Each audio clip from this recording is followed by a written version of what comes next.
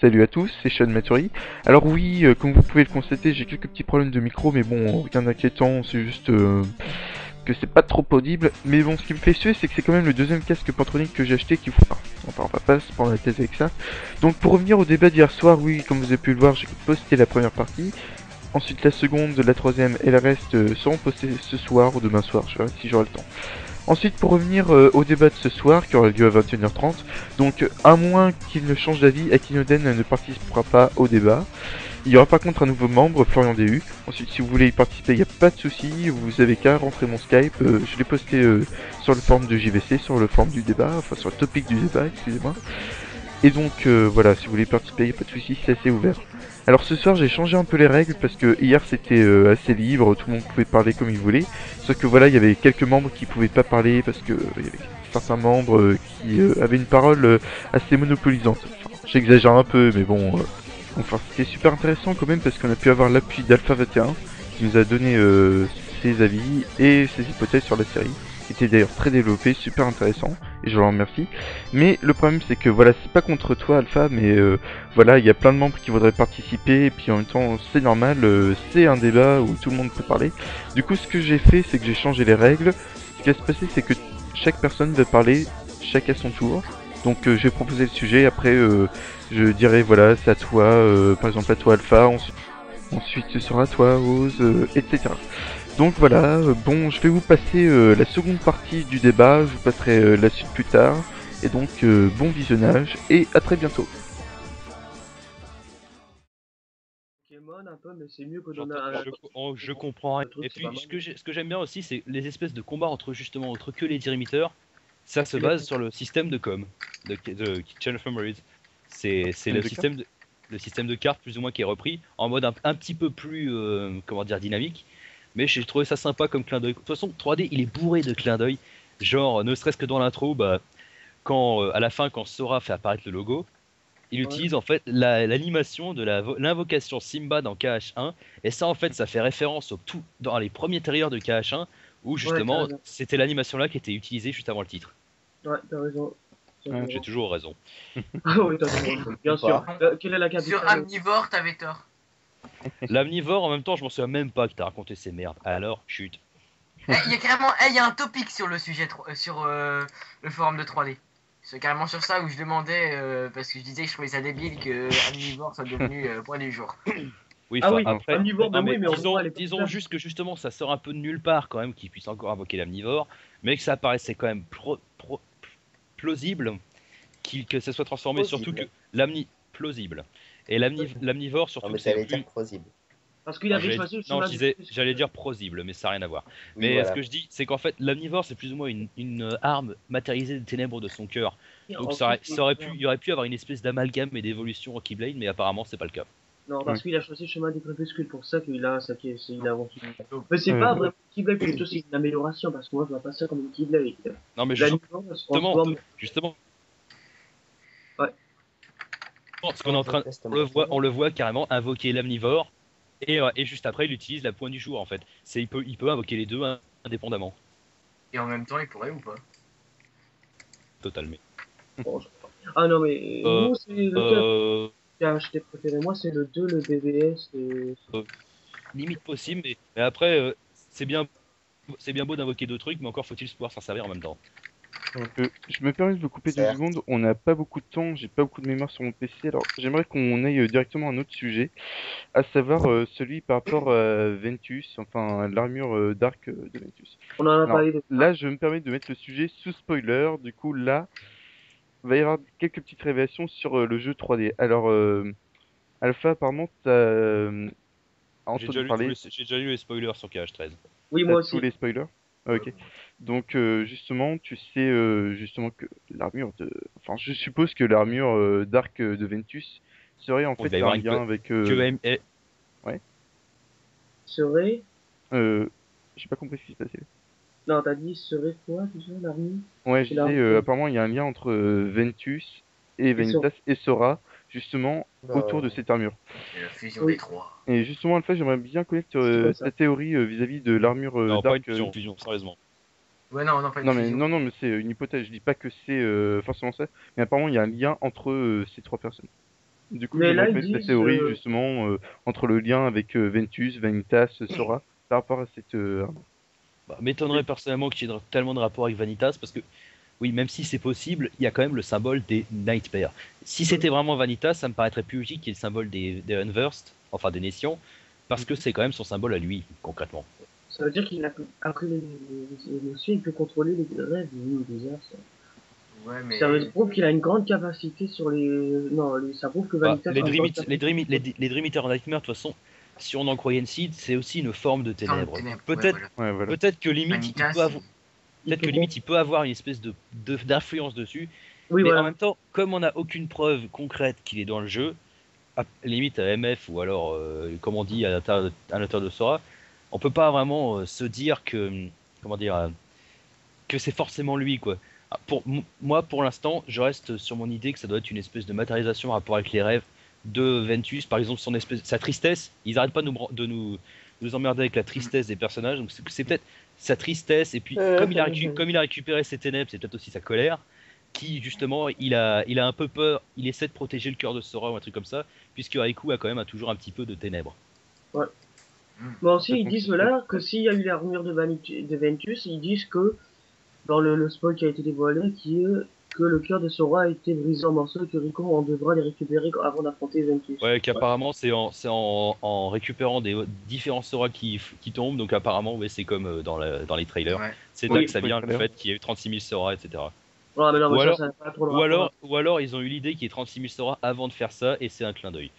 C'est possible aussi. Faut voir. Ils ont pas Après, eu. c'est sûr, il y a plein de trucs réchauffés avec Square Enix, comme par exemple l'histoire un peu bidon avec l'armure d'Aqua qui en fait était dans Oui, ouais, BBS, l'armure Oui. qui a servi à transporter C'est Xehanort mon hors exemple, des ça, ténèbres. pour troller BBS. Ah bah désolé, Ouais, C'est là- ça je m'en souviens, ouais, je confirme. Oui, mais c'est Alors, Non, que mais plein Xenas de- savait où disons est. que c'est surtout qu'ils voulaient. Ils avaient foutu l'armure dans KH2 FM et Ouais, du coup voilà. ils avaient envie de la caser dans BBS pour faire un minimum de continuité. Bon, c'est vrai que c'est un peu niais, mais bon.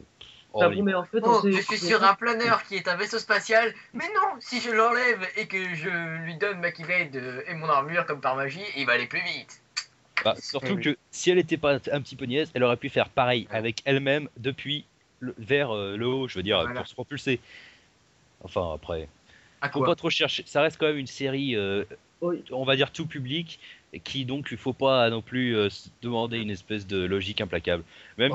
Même si j'avoue qu'en général j'aime La justement. logique n'existe pas. Ouais, c'est comme le coup du. J'ai jamais compris comment Terra Nord a fait pour enlever l'armure en gardant l'épaulette. Oui. Bah, en même temps, on n'a jamais trop su comment est-ce que l'armure se mettait. Elle apparaît d'un coup, mais on sait pas vraiment ce que Bah, l'épaulette c'est veut genre faire. les morpheurs comme les Power Rangers, quoi. Ouais, mais Oui, voilà, justement, mais non, mais oui, mais les Power ça. Rangers, le Eux, ils morpheur, appuient sur leur épaulette, voilà. Tandis que ouais, mais Power justement, Rangers, l'épaulette, elle correspond pas réellement à une partie de l'armure. C'est pas les mêmes formes. Ouais, Donc on ouais, non, je suppose sais, ouais, ouais. qu'ils ont toujours l'épaulette en dessous, quoi, en fait. quand même, C'est c'est un classe peu, comment ils le font. c'est un peu comme les Power Rangers, on sait pas où est-ce qu'ils passent leur putain de morpheur, quoi. Mais Si, ensuite, ils l'ont toujours en Go bras. Power Rangers. ensuite, vous Enfin, savez ça pourquoi. fait des années que j'ai pas regardé ce truc. Ah oui. En plus, vous savez pourquoi Xenas et Roxas ont perdu leur souvenir, vous le savez ça? Oui. J'ai pas compris. Redis le me. Parce que vous savez. Est-ce que vous savez pourquoi Xenas et Roxas ne se rappellent pas de leur passé? Xemnas, rien à prouver que justement il n'avait pas de souvenir. Et Alors- Roxas, en fait, c'est tout bêtement, en fait, bah, c'est soit parce que Sora existait encore, soit parce qu'il a le cœur de veine, que le cœur de veine était abîmé, et du coup, les souvenirs qui sont censés être à veine, et bah, ils sont pas dedans. Oui, Et, oui, moi c'est pour ça. et Pour Sora avait Xenas, Sora fait pour toujours ses Xenas, souvenirs de toute façon. vu que dans Kingdom Hearts de Final Fantasy, quand il parle vieil ami à l'armure de Aqua, ça veut dire que le cœur de Terra a pu aller être dans son simili. C'est pour ça qu'il a Ou alors, ouais, bah, ou alors, même, non, le truc, en fait, il laisse vachement le doute là-dedans, parce que c'est même possible que Xehanort l'appelle, que MX en fait l'appelle comme ça, quoi. C'est ça que c'est un petit peu fourbe. Mais de toute façon, en tout cas, ça veut dire qu'il a au moins récupéré une partie de ses souvenirs. Et par contre, on sait pas trop quand. Mais a priori, dans la période entre BBS et KH1, puisque sinon, il enfonçait pas sa Keyblade dans le cœur de tout le monde. En fait, je Et comprends moi, pas chaque fois, pourquoi je on dis un dit que truc la... très débile, mais je pense que Xemnas, il a le cœur de Heracus. Non, Mais c'est t'en as Il pas- Terra. non. aurait pas l'influence, mais si, parce que je prends à chaque fois l'exemple de. Attendez, je l'écris, c'est plus simple. D'ailleurs, je vois pas quelle importance il aurait Heracus. Peut-être dans KH3, je Bah, sais pas. Heracus, il a dû faire un truc dans le cœur de Terra, mais pour moi, il était plus dedans dans la discussion entre Xehanort et Terra dans la fin secrète de BBS. Parce que, à mon avis, quand Terra Nort a dû ouvrir son cœur avec la Keyblade, là, quand. Oulala, arrête de résister, choses comme ça. Il a dû s'enfoncer la Keyblade dans le cœur. J'ai failli dire dans le cul. Et, et en fait, c'est à ce moment-là que le cœur d'Heracus a dû sortir. Surtout qu'on voit pas, en fait, justement, on voit le bas de son corps à ce moment-là, pas le haut qui devrait justement montrer le cœur en train de s'élever. Donc ça veut dire qu'ils ont caché quelque chose, à mon avis. À mon avis, il y a une histoire de manipulation, je suis pas sûr. Le cœur de Heracus, il a été en Aiza. Non, mais moi, je sais pas, à mon avis, il y a une histoire de manipulation. Je sais que Aiza, c'est une petite salope qui se fait baiser par MX. Mais je crois qu'il y a un lien avec la salle de l'éveil, le cœur d'Heracus au sein de celui de Terra, pardon, qui est devenu ensuite Terra Nord, entre guillemets. Et ensuite, l'histoire avec le cœur de Ventus au sein de Sora. Je pense qu'il y a une histoire de manipulation. Je sais que c'est pas forcément un bon exemple, mais un peu comme l'histoire de la manipulation de Dumbledore avec la baguette de Suro dans Harry Potter, où il y a eu toute une histoire comme quoi il fallait désarmer cette personne pour des années. L'analogie avec HP. Je sais, c'est un peu spécial, mais je pense qu'il y a une histoire de manipulation avec tout ça. Et aussi avec l'histoire du manoir oublié. De toute façon, apparemment, de ce que j'ai eu du spoiler, le principe même de l'organisation à la base, c'était que MX puisse en fait plus ou moins se reproduire. Donc il y a tellement des histoires de complot partout que c'est même possible qu'Heracus ait voulu faire des choses. Et pour quelle raison il veut Ce serait sortir pas étonnant parce que déjà on sait que c'est quelqu'un d'oppressant, peut-être même plus que Xehanort. Déjà l'histoire qui veut vraiment que les ténèbres disparaissent, qui n'est pas du tout. C'est sent que c'est quand même quelqu'un qui avait des objectifs assez clairs et puis en même temps.